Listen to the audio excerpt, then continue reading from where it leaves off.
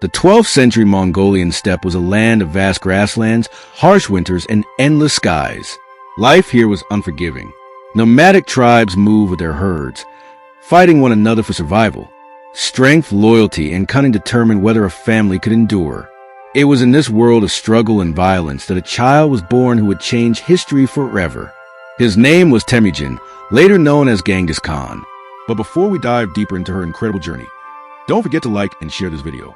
And if you're new here, make sure to subscribe to our channel for more amazing historical stories. In the year 1162, on the harsh steppes of Mongolia, a boy named Temujin was born into the Borjigin clan. His father, Yasujai, was a minor chief known for his bravery and skill in battle, though he ruled only a small following. His mother, Holun, came from the Okanut tribe, a woman of strong spirit and unshakable resolve. The Borjigin were not the most powerful of the Mongol tribes, but their bloodline was respected, claiming descent from the legendary Blue Wolf. Temujin's birth carried an omen. Chronicles record that he was born gripping a blood clot in his fist, a sign that the child was destined to live as a warrior. From the very beginning, fate seemed to place weight upon his small shoulders. Life on the steppe was brutal, shaped by hunger, raids, and endless rivalries among clans. Children were hardened quickly, learning survival as soon as they could walk. Temujin's childhood was no different. At the age of 9, he accompanied his father to the home of his future bride, Borte. Marriage alliances among tribes were essential, and Yasujai wanted to secure his son's future. The agreement was made, and Temujin was left for a time in Borte's household, as was the custom. But on the return journey, Yasujai accepted food from enemies, the Tatars, and was poisoned. The death of his father struck like a storm. Without Yasujai's leadership, the Borjigin clan fractured. Rival families saw weakness and deserted Holun and her children. From that day, the family who once commanded respect wandered the steppe alone. They survived by digging roots, catching fish, and hunting wild animals. Hunger was constant, danger always near. It was in these years that Temujin's character began to harden. He watched his mother struggle to keep her children alive, fighting despair with courage. Holun's determination became his greatest lesson. Survival required both strength and will. But hardship also brought conflict within the family itself. Tensions rose between Temujin and his half-brothers, especially Bektar. One day, their rivalry erupted into violence. Temujin, alongside his brother Khazar, killed Bektar. It was a grim moment, but it established Temujin's authority within the family. He had shown that he would not let anyone, even kin, threaten his claim to leadership. Misfortune continued to follow him. The Teichudi clan, longtime rivals of the Borjigin, captured Temujin. They placed a heavy wooden collar around his neck and held him as a prisoner. For days he lived in humiliation, guarded closely. But Temujin's resolve did not break. With cunning and the help of a sympathetic guard, he escaped under the cover of night. The boy who had been enslaved returned to the wilderness, carrying with him an unshakable belief that his destiny was greater than the life he had been forced to endure. In his teenage years, Temujin began to gather allies. He sought out families and individuals who were willing to trust him, not because of wealth, but because of loyalty and fairness. He quickly learned that leadership required more than strength. It required discipline, promises kept, and rewards shared. One of his strongest bonds was with Jamuka, another ambitious youth. The two swore blood brotherhood, or Anda, pledging eternal loyalty to each other. For a time, they dreamed together of uniting the fractured tribes. Yet even in these early friendships, Temujin understood that unity was fragile, betrayal was always close, and trust was a rare currency. The lessons of his childhood, abandonment by his clan, conflict with his brothers, and enslavement by rivals, taught him that a leader could rely only on those whose loyalty was earned. By the time he reached manhood, Temujin was no longer simply the son of Yasujai, the orphan of a fallen chief. He was a young man forged by hunger, violence, and betrayal. He had learned to command respect through action, to endure when others would have given up, and to think beyond the survival of a single family. The foundation of his future greatness was already set. The divided Mongol tribes did not yet see it, but among them had risen the man who would one day be called Genghis Khan. In 1177, fate tested Temujin once again. While traveling with a small group, he was ambushed by the Temujin clan, old enemies of his family. They captured him, bound him in a heavy wooden collar, and mocked his weakness. Yet the boy who had lost his father and been abandoned by allies refused to break. One night, as the guards grew careless, a sympathetic watchman freed him. Temujin slipped into the darkness, escaping not just captivity, but also the fate of a forgotten orphan. His survival was a sign his destiny would not be silenced. By 1178, at only 16, Temujin married Borte, daughter of a respected chieftain, Day Sechin. This union was more than love. It was politics. Through Borte, Temujin gained allies and legitimacy in the shifting world of tribal loyalties. But happiness was short-lived. In 1179, the Merkit tribe raided his camp and abducted Borte. For Temujin, it was not only the loss of a wife, but an assault on his honor. Determined, he turned to allies. In 1181, Temujin rode to Togrul, Khan of the Karats, an old friend of his father, and with his blood brother Jamuka, he gathered an army. Together they struck the Merkits with swift, brutal force. Borte was rescued. For Temujin, it was not only the recovery of his wife, but the proof that he could lead men in decisive victory. His name began to spread beyond the steppe. In 1182, his first son Joki was born. Whispers lingered about his paternity, since Borte had been taken by the Merkits. Temujin silenced doubts by claiming Joki openly as his heir. To him, loyalty mattered more than rumors. As years passed, warriors rallied to his banner. What set Temujin apart was not his birth, but his meritocratic vision. He rewarded courage and punished betrayal, regardless of lineage. This fairness drew more followers than blood ties ever could. By 1186, Temujin's growing power could not be ignored. His followers declared him Khan. It was a milestone, though not yet ruler of all Mongols. He was now a rival to any chieftain. But this new status drove a wedge between him and Jamuka, once sworn brothers. They were now bitter enemies. In 1187, their conflict erupted in battle near the Onon River. Jamuka commanded 30,000 men. Temujin had barely 20,000. The clash was brutal. Though Temujin's forces fought with discipline and courage, they were overwhelmed. In victory, Jamuka revealed his cruelty, seizing 70 young men loyal to Temujin and boiling them alive. The atrocity shocked the steppe. Many tribes who once supported Jamuka turned away in disgust. Though defeated, Temujin did not crumble. He reorganized. Instead of relying on clan ties, he divided his men into units of 10, 100, and 1,000, bound not by blood but by discipline. This was no longer a loose tribe. It was a foundation of a new order. By 1190, momentum shifted. Tribes disillusioned by Jamuka's brutality joined Temujin. They admired his justice, his vision, and his refusal to be broken. What began as a struggle of a fatherless boy was transforming into the rise of a leader destined to unite the Mongol steppe. By the early 1190s, Temujin was no longer just a wandering chieftain. His vision was larger than survival. It was unification.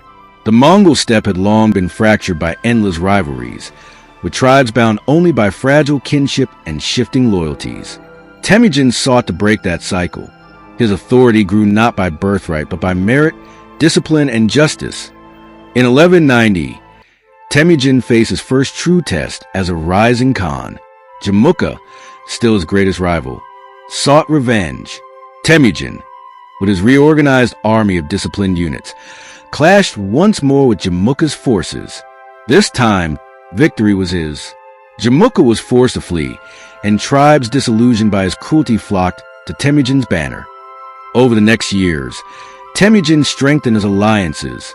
In 1196, with the support of the Jin dynasty of northern China, he launched campaigns against the Tatars, old enemies who had poisoned his father years earlier. The battles were fierce, but Temujin crushed them.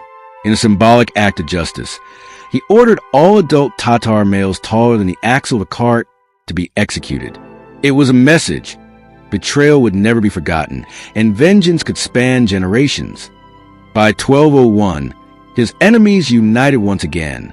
A great tribal confederation proclaimed Jamuka as Gurkhan, universal ruler. The challenge was immense. Temujin faced an alliance of 30,000 warriors with barely 20,000 of his own.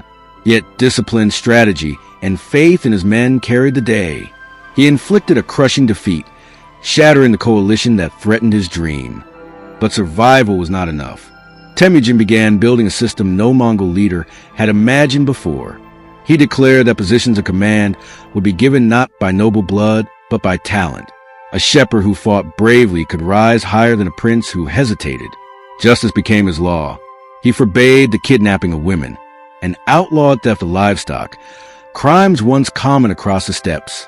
For the first time, tribes saw a Khan who ruled with order instead of chaos. In 1201, Jamuka, now abandoned by most of his followers, fell into Temujin's hands. Despite their rivalry, Temujin chose not to torture him. Instead, he granted him a noble death, execution without bloodshed, breaking the cycle of cruelty. It was a statement of all. Temujin's rule will be firm, but not needlessly cruel. By 1203, Temujin's greatest challenge came from Togrul, his former ally and father figure, Khan of the Karates. Betrayal cut deep. Togrul, fearing Temujin's growing power, turned against him. The clash was brutal. Temujin suffered defeat, barely escaping with his family. For months he lived in hiding, his dreams shattered but not destroyed. In 1204, he returned with vengeance. Gathering strength, he struck back and destroyed the Naiman tribe, another powerful enemy. Tribe after tribe bent the knee. Temujin was no longer just a leader of warriors. He was forging a nation. Finally, in 1206, the steppe united under his banner. At a great Kurultai on the banks of the Onan River, the chiefs declared him Genghis Khan, universal ruler. The orphan who once starved in the wilderness had become master of the Mongol world. But his ambition stretched beyond the steppe. For Temujin, this was only the beginning. In 1206, after uniting the Mongol tribes, Genghis Khan began to shape not only an empire of conquest, but also one of governance. To rule such vast lands, he created a system that would ensure communication and order. Around 1206 to 1208, the Yam system was born. It was a relay network of horsemen and stations, stretching across the steppe. Every 25 to 30 miles, there stood a station where fresh horses, food, and shelter were kept ready. Messengers could ride day and night, carrying orders, intelligence, and even vital goods across thousands of kilometers. This network allowed the Mongol Empire to function like a living organism. Orders from Genghis and Karakoram could reach the farthest corners of Asia in just days. Alongside the Yam, he enforced the Yasa, a strict code of law. It punished betrayal, theft, and disobedience, but rewarded loyalty, courage, and discipline. Under the Yasa, no warrior could abandon the battlefield without permission, and even Genghis' own family was bound by it. With Yam and Yasa, the Mongols gained both speed and structure, becoming a force unlike any before them. His first campaigns as Genghis Khan turned outward. To the south lay the Xia Kingdom, a wealthy state between the Mongols and the Chinese dynasties. In 1207, he launched his first invasion. The Mongol cavalry swept across Xia territory like a storm. Their speed, discipline, and ruthless efficiency stunned defenders who had never faced such an enemy. The Xia, unable to withstand the ferocity of Mongol tactics, submitted and became a vassal state. It was Genghis Khan's first step into empire. In 1211, his eyes turned toward the powerful Jin dynasty of northern China. The Jin were far richer, their armies larger, their cities walled and fortified. But Genghis Khan understood their weakness, corruption, complacency, and fear. With more than 70,000 warriors, he crossed the Great Wall. The battles that followed were brutal. At the Battle of Yehuling in 1211, Genghis Khan inflicted a devastating defeat on the Jin forces, killing tens of thousands. One city after another fell. His army showed no mercy to those who resisted, but spared those who submitted. It was a terrifying policy, yet it worked. Villages opened their gates rather than face slaughter. By 1215, the Mongols laid siege to Zhongdu, the capital of the Jin, today's Beijing. For months, they cut off supplies, surrounding the city like a tightening noose. Starvation gripped the population. Finally, the walls fell. The Mongols stormed the city, burning and looting on an unimaginable scale. Zhongdu was left in ruins, a symbol of what awaited those who defied Genghis Khan. Yet even as he crushed the Jin, Genghis Khan looked westward. Beyond the steppe lay Central Asia, rich cities of trade along the Silk Road, filled with merchants, scholars, and treasures. To him, conquest was not only power but also destiny. But Genghis Khan's greatest test awaited him in the west. In 1218, he sought trade and alliance with Khwarazmian Empire, ruled by Shah Allah ad-Din Muhammad. Stretching from Persia to Central Asia, Khwarazm was wealthy and powerful. Genghis sent a caravan of merchants under protection of his seal. Yet at Otrar, a governor of the Shah betrayed this trust, seizing the caravan and slaughtering its men. Genghis, furious but measured, sent ambassadors to demand justice. The Shah, arrogant and blinded by pride, executed one envoy and mutilated the others. This was a grave insult, one the Mongols would never forgive. By 1219, war had begun. The Mongols stormed through Central Asia with terrifying precision.